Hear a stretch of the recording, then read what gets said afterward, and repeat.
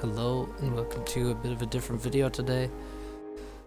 I'm going to be explaining patch 3.6.7.4. In case you didn't know, I am now the balance counselor. I've taken over from Zoc and created a new team, so there's that. And that's loud. So I'm just going to explain the patch because there's still a lot of questions around that people don't really understand why the HPs were changed, exactly the purpose and reasoning, even though I thought it was somewhat clear, but there we are. So let's start with the easy stuff. It's Itzota. So everyone knows it's not a very good experimental, and Sarah players kind of get the short end of the straw, just getting the Itzota as their land XP.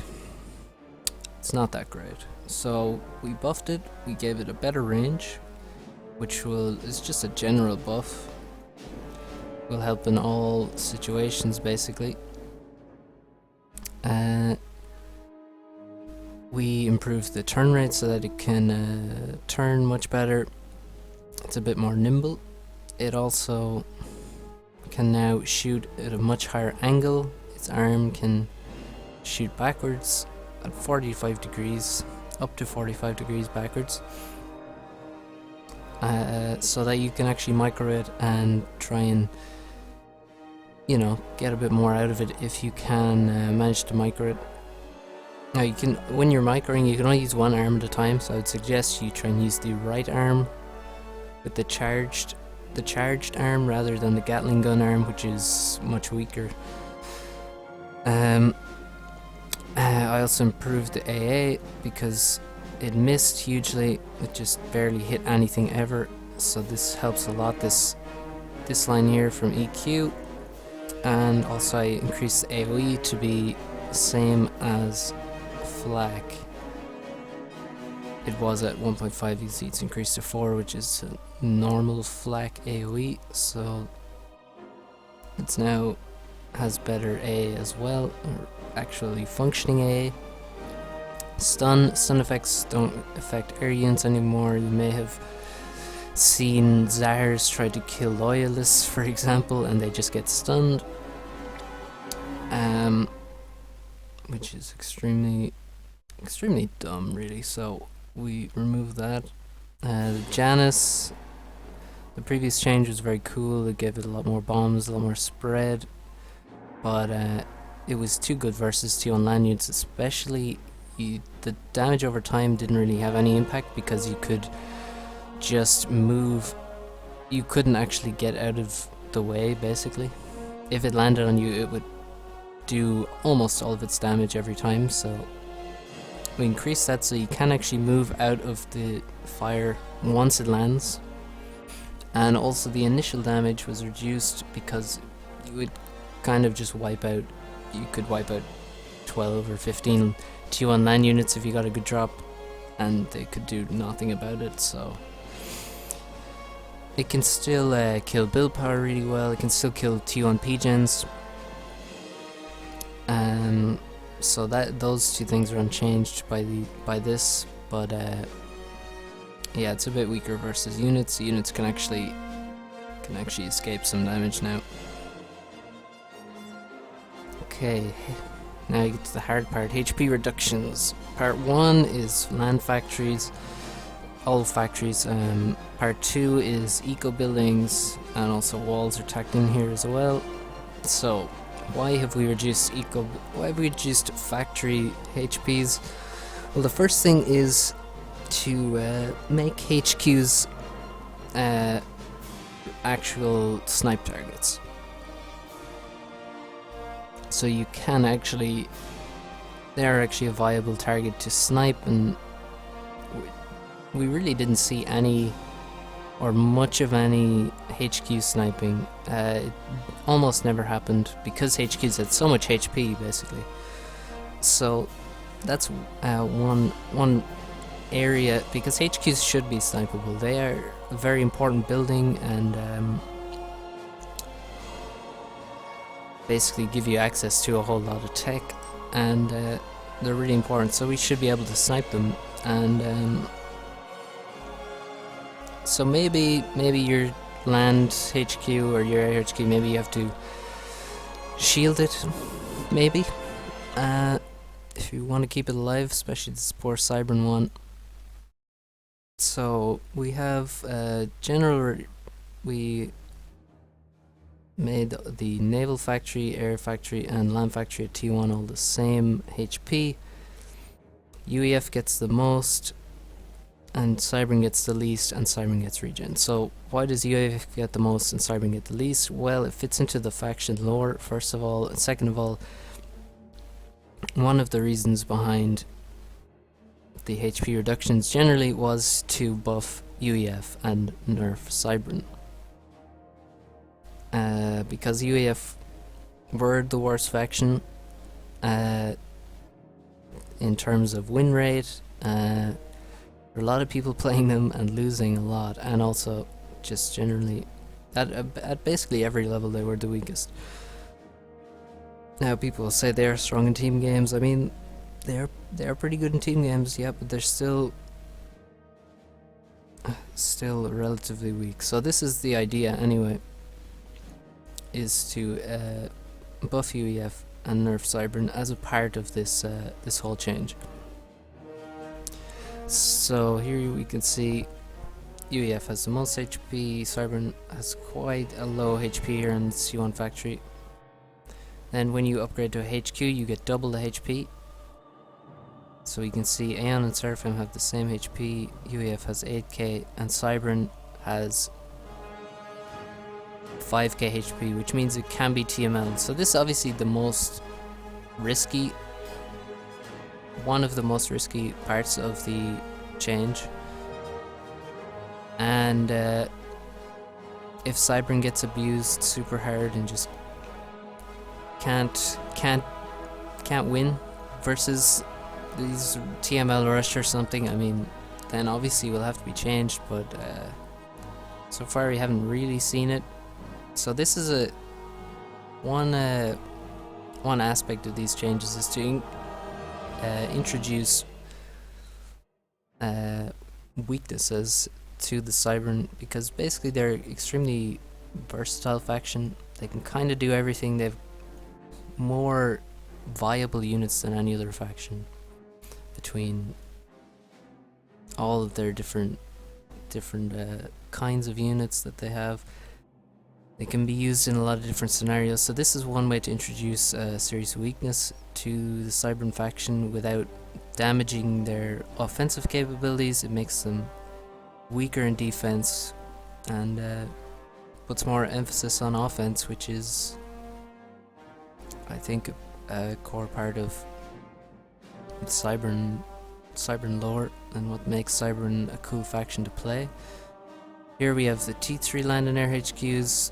You can see Cybran again gets can be killed in 2 TMLs. Their Seraphim and Aeon can survive 2 TMLs, and UEF has even more HP again. T2 naval support factories, this figure is actually incorrect. It should be 6,500 so that it can survive a TML. The other factions can lose their T2 support naval support factories to TML, and T3 naval again, oh well, this is T2 Navy HQ, sorry. Again, UEF has just enough to survive 2 TMLs, and the other 3 can be TML'd, and again Cybran has the lowest. So also with the HP reduction, Cybran gets some regen, which is basically to just try and balance out the disadvantages, because I mean, you can see how serious a disadvantage it is to basically take 1 less TML in a huge number of cases, and then when we get down to the T3 eco, it's also quite severe, quite significant, the difference that Cybran has in comparison to the other factions. So they get a regen as some compensation, which should help them out. And then T3 Naval HQs, we can see UEF here survives a single nuke sub, and the others die to nuke subs, and then Cybern takes one less TML as well. So this is on purpose. Some people maybe think it's an oversight, but no, it's definitely on purpose to make sure to give UEF an advantage in that way, which is it's pretty difficult to really find many replays where naval HQs get nuke subbed, but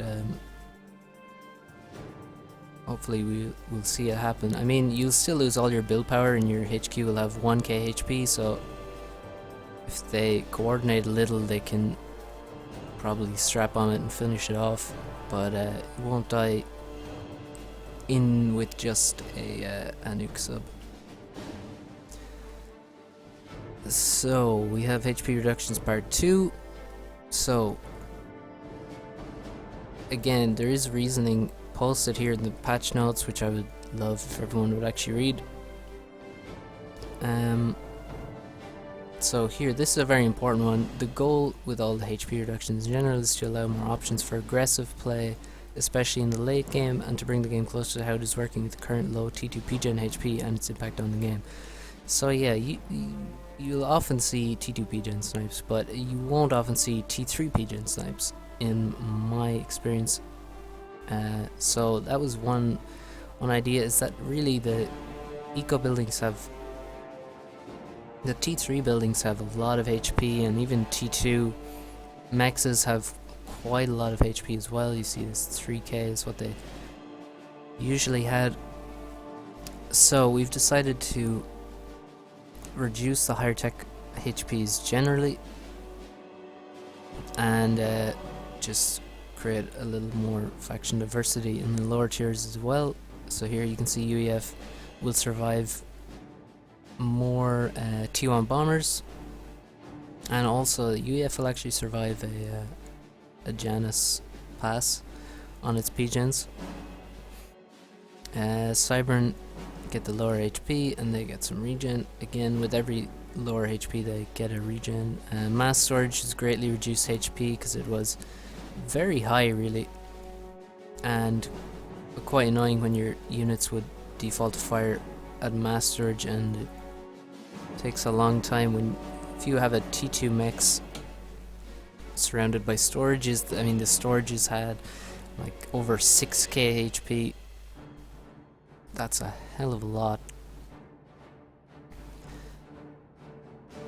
We also have, so these changes have many interesting side effects, small direct or indirect buffs to specific units and factions. So here we have, if you get first bombered or you lose T2 PGens to Corsairs, then you can use UEF. As we can see here, they have 2500. They will survive a PGen snipe from 2 Nothas or 2 Corsairs. It will always survive. Other factions have no such luxury, or you always felt bad for the Notha. The less fancy version of the Corsair,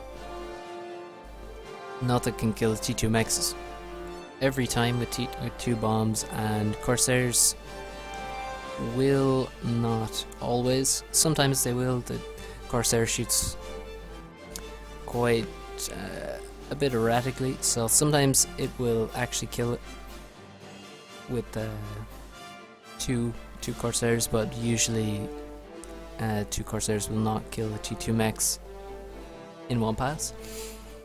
And we have T3 mass extractors and PGens. Again, they're given the same HP, same as with the mexes and PGens. So we have Cybern 6k, that means their T3 eco can be TML'd. Aeon and Seraphim, although they only have 200 HP more, it is actually a massive difference. If they had 1 HP more, it would be a massive difference, because and they wouldn't get killed in 1 TML, and that's really the main difference here. Although it looks small, the difference is quite huge between these two numbers. And then UEF gets 9k, which seems strange to some people. People are using percentages to compare a lot of these changes, when That's good as a guideline, but ultimately it's about what units are going to be killing what structures, which is far more important. So UEF will survive more strap bombs. A Cybran strap bomber needs four bombs to kill a UEF T3 eco building, and a Cybran strat will kill the rest of them in 3. And also Cybran will die much easier to strap bombers, and Aeon Seraphim can survive slightly more depending on the faction, the strap bomber faction, etc. And also explosion damage is reduced, so this also buffed to UEF in pretty significant. So you can see here it's 8k damage, and then you have the 9700 was the old HP value, and it did 8k damage, but now it's 5500 explosion damage. So UEF in an air grid will actually still have 4.5k on their 3.5k on their PGen, rather than poor old Cybran, which will only have 500. That may, again, this is one of the riskiest changes in the patch, and we shall have to see what happens with it, but it seems to be okay so far. So really, what else did I want to say? Well, let's just go through the rest of them. We have hydrocarbons, not very interesting. We have walls, double build time, half HP for Seraphim and Aeon, even less for Cybran, although they get regen, and UEF still has less HP, but more than the rest, as per usual.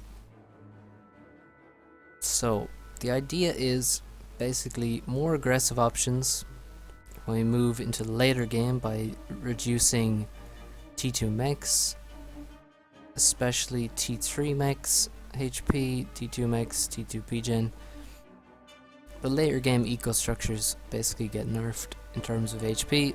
Cybran become much more vulnerable to TMLs generally. UEF get more HP as a buff to them, and some significant specific interactions. So again, like I said, more strap bombs required, or not dying in one nuke sub with their T3 naval HQ, etc. And yeah, basically to give more options for people to play around, so you can actually decide, well, what do I want to snipe here with my Corsairs? Do I want to make, say, 2 Corsairs or 2 Nothas and kill a PGen, or do I want to make even more of those, and maybe I'll go for some HQ snipe, which might be even more interesting, tie up my opponent's build power for a significant period of time, or yeah, so stuff like this. So also you can maybe torp a naval HQ with some solaces, perhaps. Maybe someone wants to try that. You don't need many. Let's see, what else? So yeah, one thing I was considering, maybe increasing the Seraphim HP a bit to be better than Aeon, but still lower than UEF. Also, I would think we will be increasing Cybran HP regen, because it is sort of not very relevant at the minute. It's just kind of there, and 10 minutes is a long time in a game, so that's likely to be increased in the next patch. And yeah, I think that's about it. So yep. Yeah, that's it. Okay, we'll leave it there. Any questions or comments or whatever, you can post on the forum or in the comments below, and yeah, I'll answer whatever you gotta say it. So thanks for watching, and I'll try have a cast soon. See you guys.